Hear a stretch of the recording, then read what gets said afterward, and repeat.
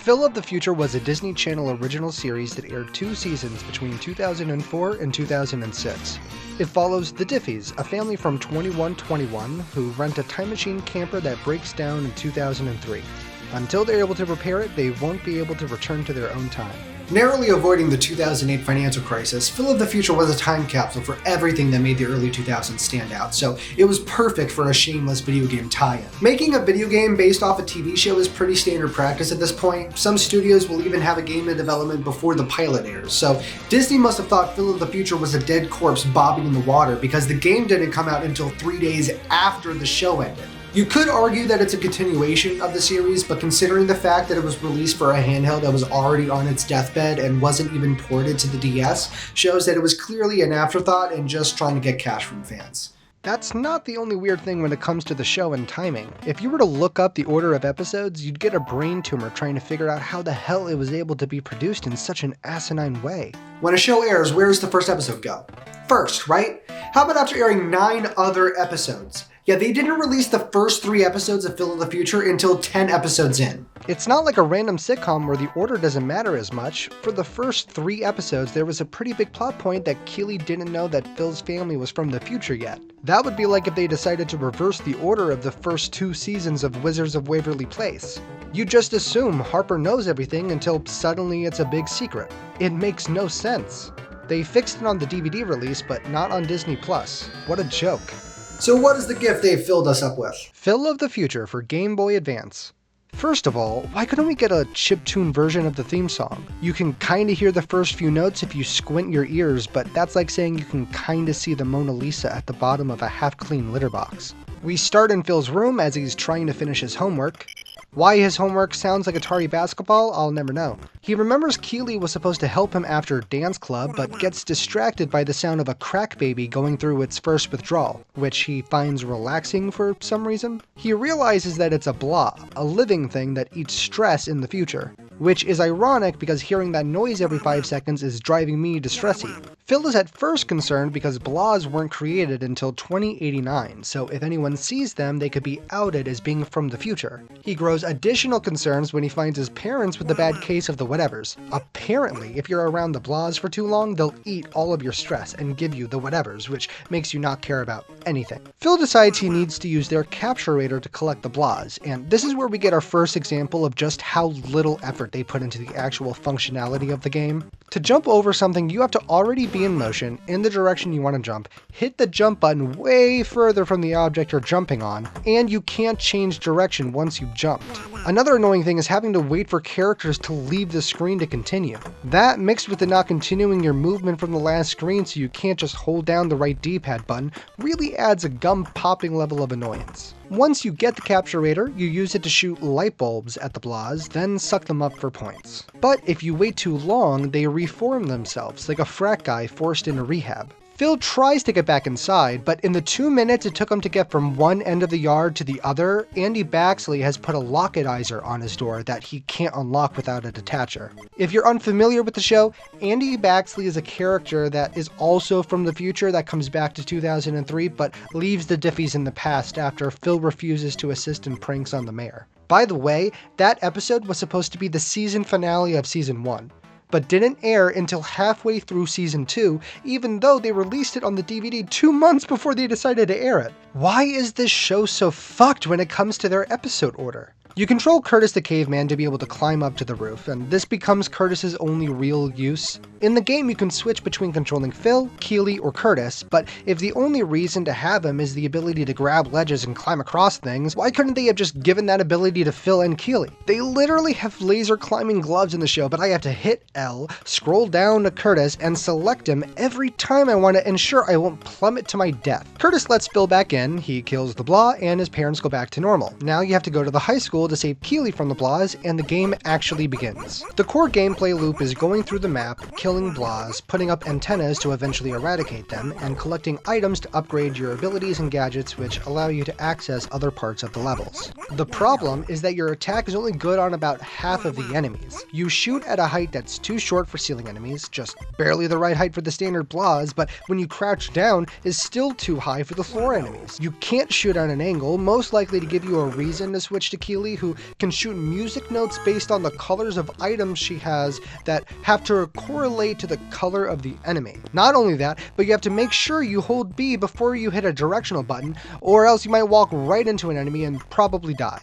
And forget about Curtis. For being the most Neolithic character, you'd think they would have given him a club or something, but no, you just have jump. Jump because your life depends on it. You're graded at the end of each stage, but how it actually determines the grade, I have no idea. It says it's based on the number of blahs you capture, but I always seem to end up getting straight Ds, so who knows. Once you talk to the principal, you'll find out that there's a generator that needs power in order for a door to open. But what the hell is he shooting out?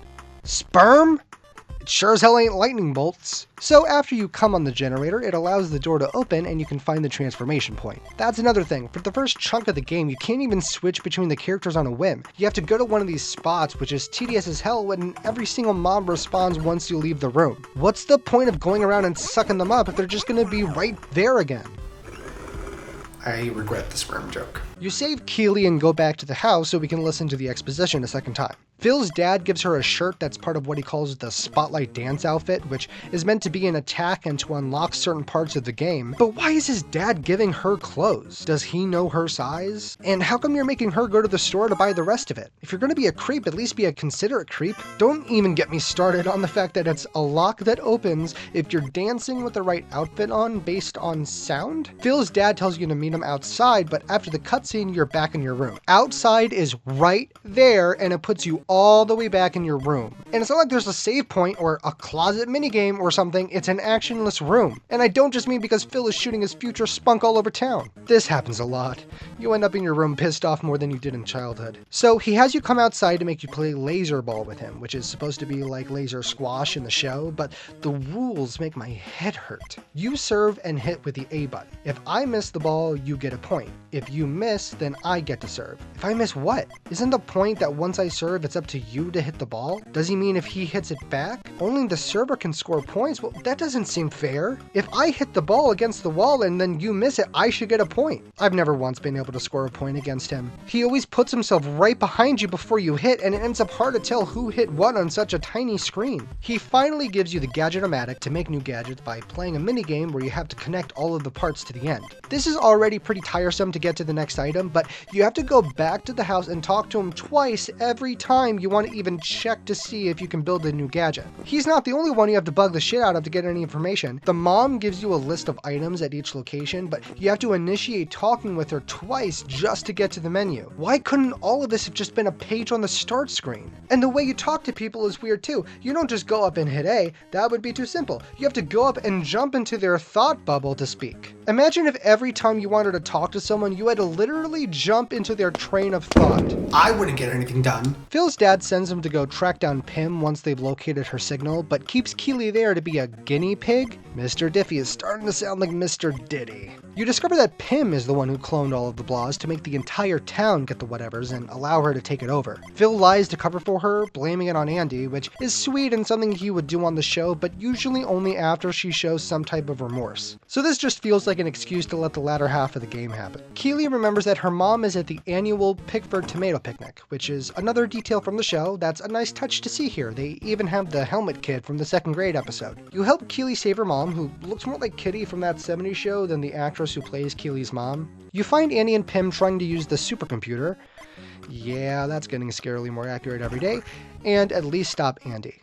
The hardest part of the whole game was finding all of the items. For a majority of the locations, there are tons of locketizers that require a detacher to open, and you don't get any hints as to what you need to get a detacher. I thought it had something to do with the pasta goggles, but no. About midway through, you have to have a hover wizard. To get that, you have to collect 3 items, and one of the items is apparently nowhere to be found. I thought this was a glitch. I thought maybe I collected things in the wrong order, but no. Turns out I missed that this elevator is meant to be broken. You're supposed to Ninja Gaiden up it with Curtis, climb across the rest of the mall, and collect the last piece of the hover wizard. This unlocks the next 2 locations and subsequently the next part of the game. Once the next part of the game is unlocked, you find out that Andy has escaped and you chase him through the world's easiest flying minigame where he escapes back to the future and leaves behind the detacher. Oh, and guess what? The detacher itself is a minigame too. This time it's a ripoff of Snake. There are a few slight diversions partway through. One where you have to charge your homework helmet with the school's generator to get your assignment in on time. That would be like getting to school, your phone is dead, so instead of borrowing a charger, you went out and hooked it up directly to the principal's car battery so you can use an app to cheat on a test. Worse is the fact that you just decide to leave him with the blah since now he doesn't care about grades. You're gonna leave this man to possibly die just so you can get an easy grade? That's fucked up! Another diversion is where a kid threatens to upload proof that the Diffies are from the future to the internet, and you have to collect all the tapes to stop them. This is semi-based on something that happens in an episode, so props to at least connecting it to the show, but why does this kid need to go to their town's supercomputer to upload a video? It's 2006, sure, but most homes had at least a family computer or access to a library. How slow is Pickford's internet? Apparently 3 days slow. You also leave him for the blahs. Then your dad shows up to say that the antennas on the hotel froze up, so you have to go fix it. Why is he sending 2 children, one of which not even his own, and a caveman who is functionally a dog, to do this? There are some points where you have to get from one end of the map to the other in under 5.5 minutes, but taking my time with the worst character, I was still able to make it with minutes to spare. There are a few bosses, but you learn their simple pattern and trickle them down to nothing. The game ends with Phil's dad sending you to the radio tower to put up the last antenna. But Pim gets the idea to put the blahs on blast and make the whole world get the whatevers. So you have to once again stop her. She makes you fight a super blah, and after a fake out death, you finally win the game. So was this worthwhile for a Phil of the Future fan? I would say so. It's not perfect, the controls are annoying, the music can get repetitive, the maps can wind like a never-ending maze, and the minigames do a lot of heavy lifting, but it definitely keeps the tone of the show, celebrates some of the smaller moments and characters that fans loved, and most importantly, keeps up with the tradition of turning Phil into a pathological liar. But let's think about it this way. It took me, an adult, 6 hours to beat this game. Let's be generous and say it would only take a child 8. That's their entire weekend. If they were to go to school on Monday and say that the only thing they did all weekend was beat Phil of the Future, they'd get laughed out of class. That's not going to be their new email signature. They're not posting that on their blog. Why? You're too ashamed, and you should be.